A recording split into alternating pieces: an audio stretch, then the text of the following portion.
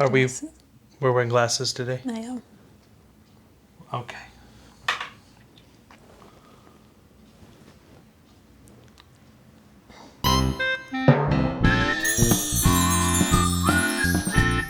It is weird, actually, because I usually don't wear glasses in Well, these. go with that. And then, You sure? yeah.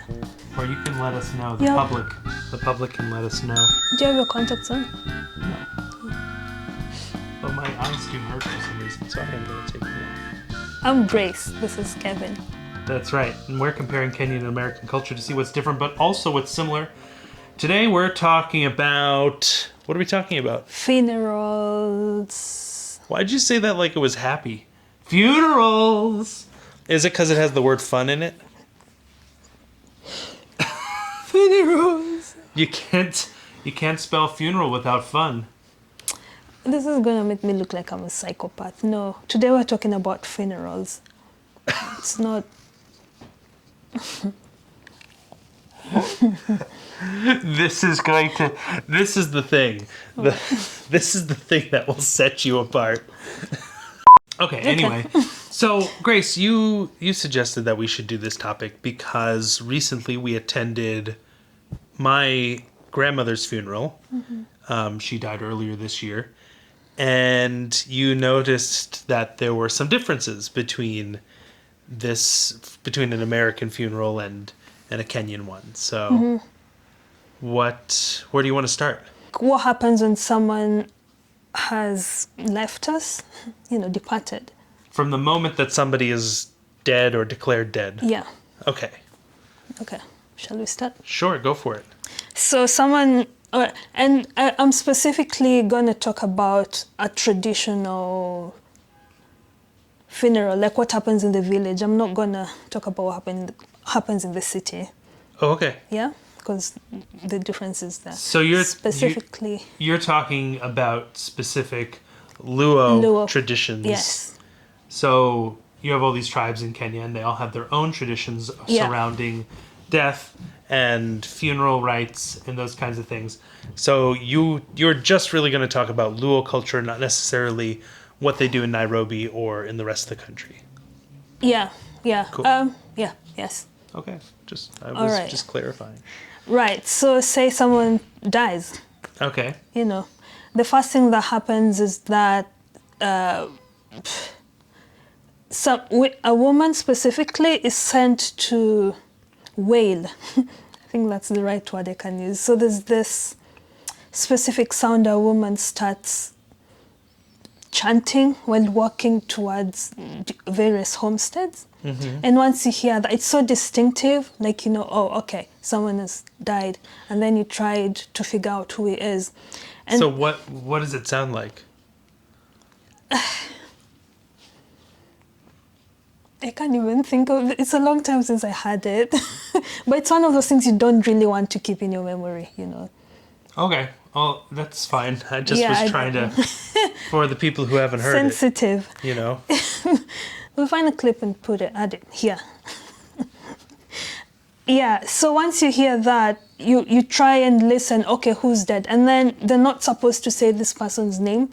This is where nicknames come in. Like, already have so many. So if, say, I died in the village, this woman would go around and be like, like the granddaughter of my whoever is known in that village, Okay. Wow. In that evening, this happens during the day, the announcement. So in the evening, a vigil, is that how you pronounce it? A vigil? Vigil is immediately formed. And this is by the elders, And the purpose for this is just to start making arrangements for the funeral. Oh. Yeah. Okay, that's interesting. So when we think of a vigil in America, what vigil is like a watch. It's usually when people stay up at night with candles, and they the vigil is sort of to commemorate. So you're saying the vigil is more of a group. Yeah. And there's always a bonfire. Okay. I don't know if that's what represents this, but that's what we call it. When you say a vigil or a vigil, that's a group of people. Yeah. It's not here. It's an action. It's a you know, to have a vigil. So, you know, we walk down the street sometimes and you see the candles. That's a vigil. Okay. Does that make sense? We have that, but people around it talking. But yeah, they don't make arrangements or anything. They're literally just commemorating. To let you know that someone is passed on. No, it's for them, them personally to mourn. Okay. It's a mourning thing. Okay. But that's cool. I was Yeah. just trying to make the distinction. So it's a group, it's a committee, Yeah. the vigil. Yeah. So this happens until the day, like the burial date, you know, because your mentor is funds in Kenya. It's the people in the community are the ones who raise money for the whole burial process. Harambe. Yeah, Harambe. And then you're now on the day of burial. I mean, the day before the burial, a group of young men who come to dig the grave. As I said, this is a society thing. And when this is happening, you have to give them alcohol, apparently. Oh, I think it's a sorrowful, I don't know, sad thing, so you just have to be drunk to, oh wait, no laughing, to You do can it. laugh. And then that's kind of interesting. All right. the following day, you have the burial. And during the burial, the family and friends come and, you know, people have speeches, and it's a whole, like, 6-hour thing. The rule, though, is that you can't bury before 2 and after 5. Apparently there's bad luck, I don't know, bad luck with that. So it's just like a superstitious thing. Yeah. And then, you bury the following day. After the burial, there's something called, let me check my notes, sorry. Wait. You bury, Yeah, period, yeah. the following day. Yeah. Okay. There's Because a it sounded like you ceremony bury the next day. And I was like, wait, didn't you just on bury this them? day, then the following day after burial, there's something called escorting the spirits. So the reason for this is to, you know, take bad spirits away from the village. So you find villagers and elders bringing their cattle into this homestead very early in the morning. And then they take these are like maybe, I don't know, 50, more than at least 10 cows. You know, they take this cow to the closest river. And so when this is happening, there's dust being lifted from the ground because of all the commotion. And apparently that's significant in that it brushes the spirits away. It's not that this person was bad. No. Yeah, it's just that they sort of come out because of the sadness and the grief. Spirit of death, I think. Sure. Yeah. And so this is like a traditional Luo burial. Nowadays you have Christian, you know, more Christian ways of doing things. Another reason why we talked about this topic is because I'm working on a play right now that revolves around a Kenyan funeral. And actually, it's not a traditional at all. It's in the city. The father of the family dies in the city, and there's other stuff that goes on. The funeral just happens to be a thing that brings everyone together into this play. So Grace has been helping me a bit with the research, and I've been reading some books about how the body is treated, and the body must be. I know you don't want to go into the city, but I know that if somebody was to die in the city, the village sort of claims responsibility for the body. You need to bring the body back to the village. And that has raised some problems with some people, because especially if you grow up in Nairobi, you may not think of yourself so much as being a part of the village, but those people still are very much connected to you. Maybe say you're married to somebody in a different tribe or whatever, and suddenly things get a little hazy. They get complicated, you know, which happens here in America quite a bit, because in a way, this is a lot of different tribes all living together in one place, especially in New York City. I was going to say, well, maybe I'll talk now, but maybe it's more worthwhile for people to hear what you thought of an American funeral. It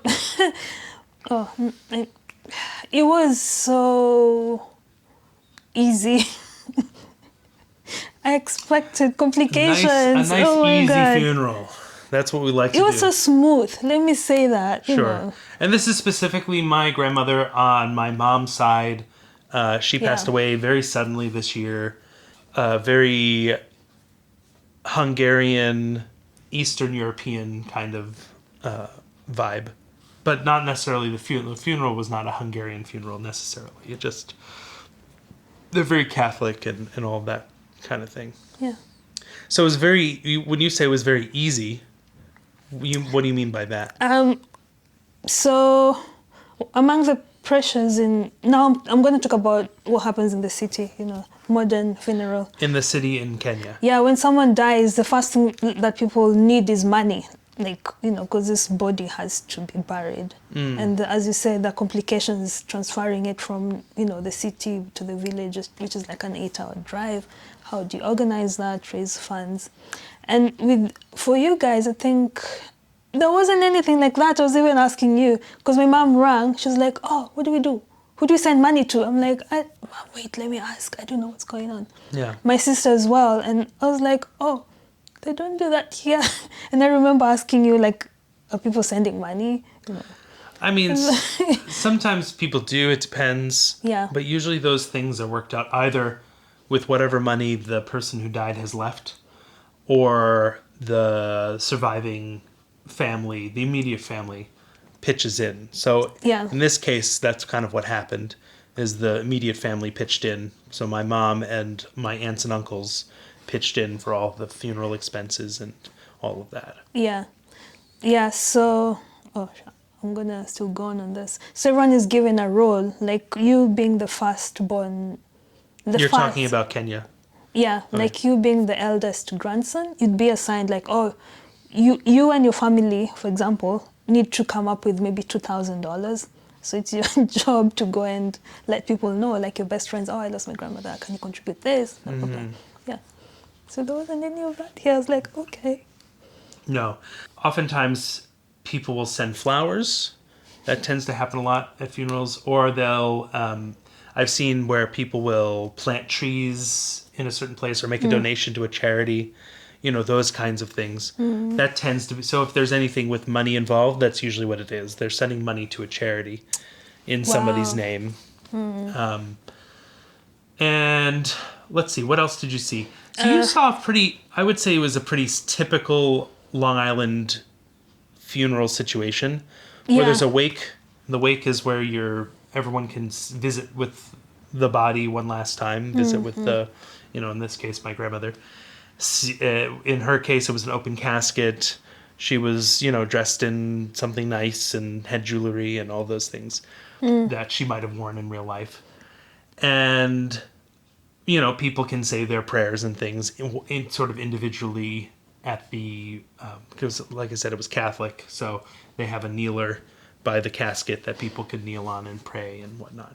And then the second part of the wake sort of thing was a private sort of memorial, I would guess. I guess I would say. Service. No, I'm not talking about that. I'm talking about later on in the day when people shared stories. Yeah, okay. So that sometimes happens at a wake, or I've seen that in lieu of a funeral or at a funeral, that sometimes that will happen in service. But in this case, we did it at the funeral home. And then the next day, they had the funeral in the morning at the church. And we took the body from the funeral home to the church and walked it in, right? And then there was a whole funeral mass. It was a mass because they served communion. Yeah. And then we left right from there. We went to the burial site, which in this case, my grandmother's second husband was in the military. So he was buried on a military cemetery. And so she is buried next to him now. So, but that was a long drive. It was about long for us is about an hour and 15 minutes or so. Yeah. And then the only difference is because of COVID, we didn't really do anything too major at the site of the burial. They had kind of an outdoor pavilion. Everyone laid a flower on the coffin, Yes. on the casket, which I've seen that done at a lot of different funerals. And then I sang because my grandmother wanted me to sing. I know that. And then we all left, and that was it. Sometimes you actually see them lower the casket into the... So, like, when my other grandmother died, it was a very small group of us because it was very high COVID times here. And we were there for them to lower the casket into the grave and throw the dirt on it. It does still vary, I guess, even here, what people will do. For example, a family I was very close with growing up, I happened to be present for the death of the grandmother in the family, as a Jewish family. And so in Jewish tradition, the body has to be buried within 24 hours of death, right? So can you imagine, in the midst of all this grief and stuff, now somebody had taken the body away, and then we had to go to a place in the morning, and actually, in this case, she wanted to be cremated, which is a little out of step with a lot of Judaism because of the Holocaust.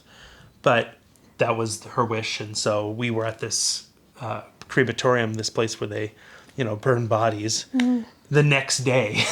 And I was like, isn't there a time of processing? But then the Jewish people, they sit Shiva, which is their week of mourning, and that's sort of a requirement of... It's a religious requirement, but also it helps. It's a grieving time. And then they will often have a memorial service sort of thing, a memorial occasion later. I suppose it depends a lot on the type of Judaism that they follow and stuff. But you were telling me that that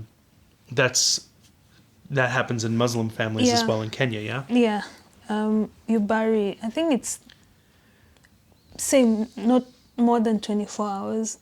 And then our recent funeral, Barack Obama's step-grandmother passed on, and that's what happened. Yeah. 24 hours, that's it. Yeah. So, all these interesting traditions and stuff, very different surrounding death. And anyway, well, I know it's a little, dark to talk about funeral things, but if you want to drop your funeral stories down in the chat below. No? Funeral stories are not dead yet. No, How they've been funerals to are funerals. done in your culture. Yeah, exactly. What do you think? I'm not suggesting that there are dead people watching us. Zombies, let us know. If you're a dead person watching us, you let us know. Too much? Too far? Okay. If you're not dead, be sure to like, comment, subscribe, share this video with all your friends. And we'll look forward to seeing you next time. Till then, Kwaheri. Bye. While others may be rich of pocket, we are rich of heart. And the best thing